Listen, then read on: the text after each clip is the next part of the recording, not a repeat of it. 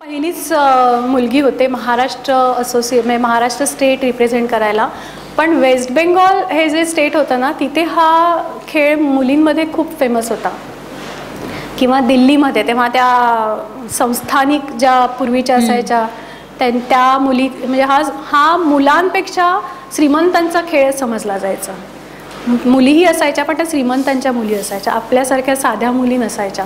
त्या आम्ही जेव्हा गेलो तेव्हा मी पहिल्यांदाच तिकडे अशा खूप चांगल्या गन्स, खूप चांगल्या पेहराव घातलेल्या मुली आणि 5 स्टारमध्ये राहणाऱ्या मुली असं होतं. पण आम्ही इतके बिंदास होतो NCC च्या शिक्षणामुळे की आम्हाला त्याचा काही फरकच वाटला नाही. मी इथे कुठल्या कामासाठी आले, मी खेळण्यासाठी आले, शूटिंग करण्यासाठी. मग ती 5 स्टारमधनं का उतरेना, मी ॲम्बॅसेडरमधनं का उतरेना, त्याची काही फरक पडत नाही. हा जो ॲटिट्यूड माझ्यामध्ये पहिल्यापासून होता त्यामुळे त्याचा मला फायदा झाला. मी तसा विचार कधी केलाच नाही आणि एक मुलगी म्हणून उलट मला त्याचा फायदा झाला. म्हणजे लोकांनी माझं जास्त कौतुक केलं. मला असं कोणी कधीच अपोज केलं नाही की काय तू मुलगी असून हा खेळ काय खेळतेस, अशा ह्याच्यात का गेलीस, असं नाही. उलट तू अरे मुलगी असून शूटिंग करतेस, किती छान, असं माझ्या कॉलेजमध्येही माझं कौतुक झालं. माझ्या नातेवाईकांनी, माझ्या फ्रेंड सर्कल, माझ्या कलिग्सनी सगळ्यांनी मला मदत केली.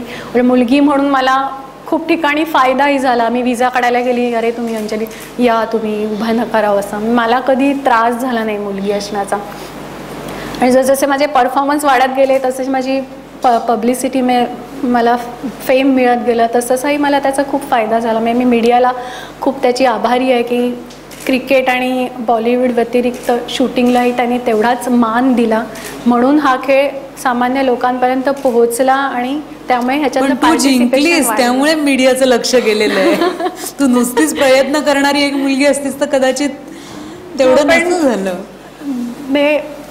बरोबर आहे, मला खूप उपयोग झाला. त्यांनी मला खूप सपोर्ट केलं. म्हणून तो एक कॉन्फिडन्स तुमच्यामध्ये येतो की आपण कोणतरी वेगळे आहोत समाजात.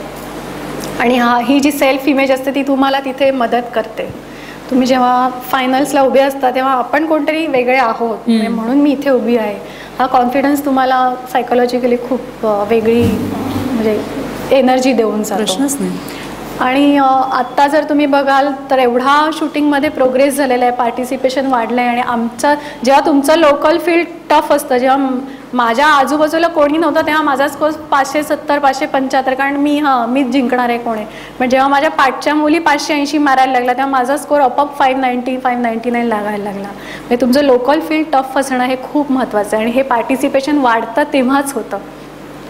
आणि आता या पार्टिसिपेशनमुळे आमचा सगळ्यांचा परफॉर्मन्स हाय लेवलवर झाला आहे. म्हणजे आता इंडियाची पूर्वी 10 वर्षापूर्वी टीम आली की याची कुठेतरी आम्ही कोपऱ्यात बसायचो. आता आम्ही असे रेंजवर एंटर केलं की सगळ्यांच्या माना की आता हे किती मेडल्स घेऊन जाणार आहेत, ही मेंटॅलिटी झाली. मग आता हे आपले 12 खेळाडू जे क्वालिफाय झाले आहेत ऑलिम्पिकला, ती 2000 साली मला वाईल्ड कार्ड मिळालेलं म्हणून मी जाऊ शकले. पण आत्ताचे जे 12 खेळाडू ऑलिम्पिकला झाले ते सगळे क्वालिफाय होऊन झाले. त्यांनी सगळ्या वर्ल्ड कपमध्ये किंवा चॅम्पियनशिपमध्ये मेडल घेतली आहे म्हणून त्यांना डायरेक्ट एंट्री मिळालेली आहे. आणि आत्तापर्यंतचे 4 वर्षातले त्यांचे परफॉर्मन्स खूप कन्सिस्टंट आहेत आणि हाय लेवलचे आहेत. Ranjan Sodhi, Gagan Narang, Abhinav Bindra already they have proved की ते वर्ल्ड नंबर 1 त्यांनी सीड घेतलेलं आहे, त्या स्थानापर्यंत पोहोचलेले आहेत.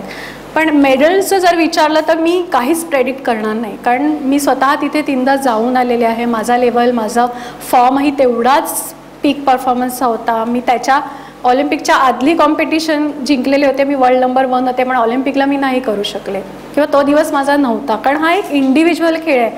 त्या दिवशी त्या मिनिटाला तुमचं बॉडी बिहेवियर कसं असेल, तुम्ही काय विचार कराल, कशाचा काय फरक होईल, तुमची गन कशी चालेल, काय, हे सगळं त्याच्यावर अवलंबून असतं. म्हणजे मी फुटबॉलमध्ये मी जरी थोडी चुकले तरी दुसरे 5 खेळाडू येतील सांभाळायला, असं नाही आहे आमच्यात. मी इथे आहे आणि 60 शॉट्स इतके महत्त्वाचे असतात की तुम्ही 59 शॉट चांगले मारले पण 60व्या शॉटला थोडं जरी मन विचलित झालं की you will be out of the picture. म्हणजे तुम्ही कुठेच नसणार. एवढं शेवटच्या क्षणापर्यंत तुमच्या परफॉर्मन्सला खूप महत्त्व आहे.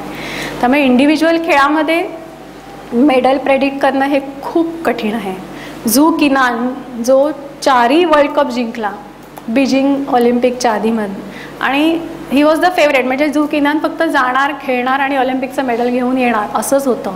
पण अभिनवनी शेवटच्या क्षणाला त्याला एवढं चांगलं फाईट दिली आणि अभिनवनी त्याला रडवलं आणि त्याला सिल्वर मेडलवर समाधान मानावं लागलं. म्हणजे याचा अर्थ असा नाही की Zhu Qinan is a weak shooter. त्याच्यानंतर 4 कॉम्पिटिशनमध्ये अभिनवला त्यांनी हरवलं, पण तो दिवस त्याचा नव्हता, तो दिवस अभिनवचा होता. अभिनवची फायनलला रायफल बिघडली तरी त्याचा फायदा त्याला झाला की त्याचं लक्ष सगळं बिघडलेल्या वेपनवर गेलं आणि मेंटल प्रेशर त्याचं दूर झालं.